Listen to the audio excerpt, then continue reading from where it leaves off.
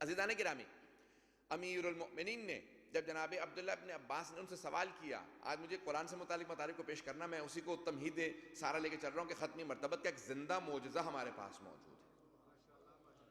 بہت سے لوگ کہتے ہیں کاش ہم رسول خدا کے زمانے میں ہوتے تو ہم ان کے معجزات کو دیکھتے۔ عزیزان گرامی، معجزات کو کیا دیکھتے، آج ایک زندہ معجزہ ہمارے پاس موجود ہے جس کا نام قرآن ہے۔ تو ختم مرتبت کی رسالت کی جو دلیل ہے، جو قرآن ان کا زندہ معجزہ ہے، وہ ہمارے گھروں میں موجود ہے، ہر جگہ موجود ہے، مسجدوں میں موجود ہے۔ اس قرآن سے کس طرح سے ہم پیش آئیں، آئندہ میں اس کو پیش کرنا چاہتا ہوں۔ تو عزیزان گرامی، جناب عبداللہ ابن عباس جو حافظ قرآن تھے، مفسر قرآن تھے، قرآن کے سارے سورے انہوں نے یا رسول خدا سے سن کے حفظ کیے یا جناب امیر سے سن کے حفظ کیے۔ حافظ کل قرآن تھے، ہزاروں احادیث انہیں حفظ تھیں۔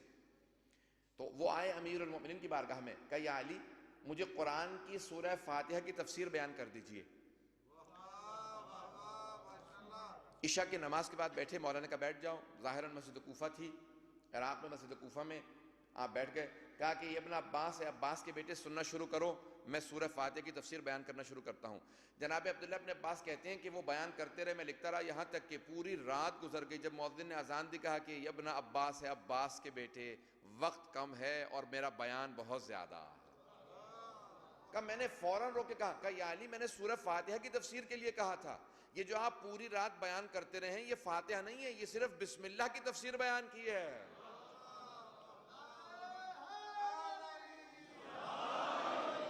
کہ جو آپ پوری رات بیان کرتے رہے صرف بسم اللہ کی تفسیر ہے۔ تو آپ نے فوراً فرمایا، کہا کہ اے عباس کے بیٹے، جو کچھ علوم اس پوری دنیا کے اندر اس کائنات میں ہیں، وہ سب کے سب خلاصہ کر کے اگر نچوڑ دیکھنا چاہتے ہو وہ قرآن کے اندر ہے، اور جو کچھ قرآن میں ہے وہ اس کی فاتحہ میں ہے، اور جو کچھ فاتحہ میں ہے وہ اس کی بسم اللہ میں ہے۔ سن رکھا ہے آپ نے، مجھے ایک مطلب کو پیش کرنا ہے کہ جو کچھ بسم اللہ میں ہے وہ اس کی با میں ہے، اور جو کچھ با میں ہے وہ اس با کے نیچے جو نقطہ ہے اس میں ہے۔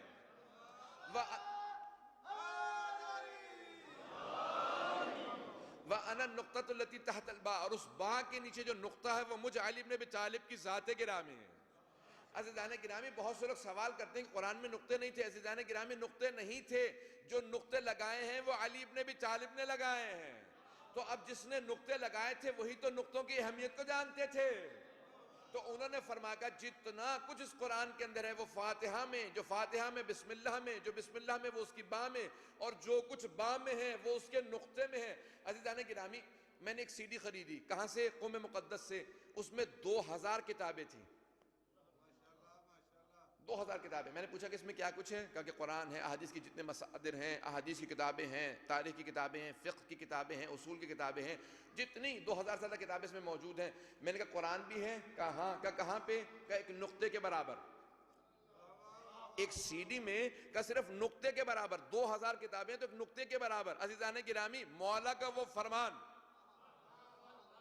2000 کتابوں کے اندر ایک سی ڈی جو خریدی تو 1400 سال بعد سمجھ میں آیا کہ مولا فرما رہے تھے کہ وہ جو بائے بسم اللہ کا نقطہ ہے وہ میں ہوں۔ عزیزان گرامی، جب ٹیکنالوجی کا زمانہ آیا، کمپیوٹر کا زمانہ آیا، سی ڈی کا زمانہ آیا، تو اس سی ڈی میں جب 2000 کتابیں آئیں تو قرآن ایک نقطے کے برابر۔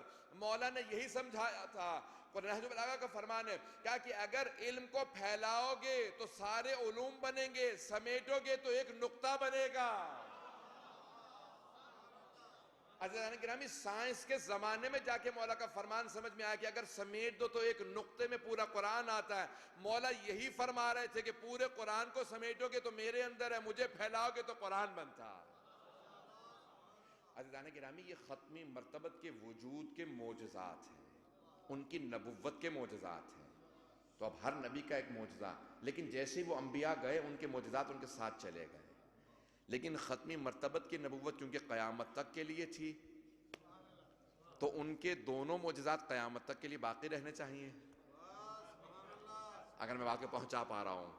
عزیزان گرامی، ختمی مرتبت کی نبوت قیامت تک کے لیے ہے، تو اس لیے ان کے دونوں معجزات قیامت تک کے لیے باقی رہنے چاہیے۔ میں نے کہا تھا کہ ان کے دو معجزات ہیں نا، صامت اور ناطق، آفاقی اور انفسی۔ تو عزیزان گرامی، ختمی مرتبت کے دو معجزات ہیں، ایک ہے قرآن، دوسرے ہیں اہل بیت۔ اگر قرآن قیامت تک کے لیے باقی ہے تو اہل بیت بھی قیامت تک کے لیے باقی ہے۔ کیونکہ قرآن میراث ہے، اہل بیت وارث ہیں۔ اگر میراث آج تک باقی ہے تو پھر وارث کو بھی آج تک باقی ہونا چاہیے۔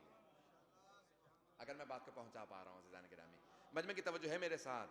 عزیزان گرامی، میراث باقی ہے تو کوئی نہ کوئی وارث باقی ہونا چاہیے، کیونکہ میراث کا سمجھنے والا وارث ہوتا ہے، وارث سمجھاتا ہے اس میراث میں کیا ہے۔ ایک سوال کروں گا، اشارہ کر کے آگے بڑھ جاؤں گا۔ ایک آپ سے سوال ہے عزیزان گرامی، تھوڑا سوچئے گا اس پہ کہ آیا میراث افضل ہوتی ہے یا وارث افضل ہوتا ہے؟ اس پہ غور کیجئے گا کہ میراث افضل ہے یا وارث افضل ہے۔ میں مثال کے طور پہ کہتا ہوں کہ یہ مائکروفون میری میراث ہے، میں وارث ہوں، مائکروفون افضل ہے یا میں؟ خدا نہ خواستہ کو کہے کہ مائکروفون۔ عزیزان گرامی، وارث افضل ہوتا ہے، میراث مفضول ہوتی ہے۔ اب توجہ کیجئے گا، پیغمبر اسلام نے فرمایا کہ میں 2 گراں قدر چیزیں چھوڑے جا رہا ہوں۔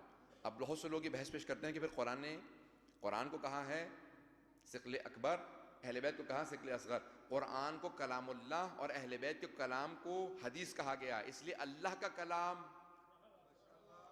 قرآن اللہ کا کلام ہے اس لیے، اور اہل بیت کا فرمان ان کا فرمان حدیث ہے، اس لیے دونوں کے تقابل میں ایک کو اکبر کہا، دوسرے کو اصغر کہا ہے۔ وَإِلَّا قرآن اہل بیت قرآن ناطق ہے، اس کی تفصیل میں نہیں جا سکتا ہوں، وقت نہیں ہے۔ اہل بیت قرآن ناطق ہیں۔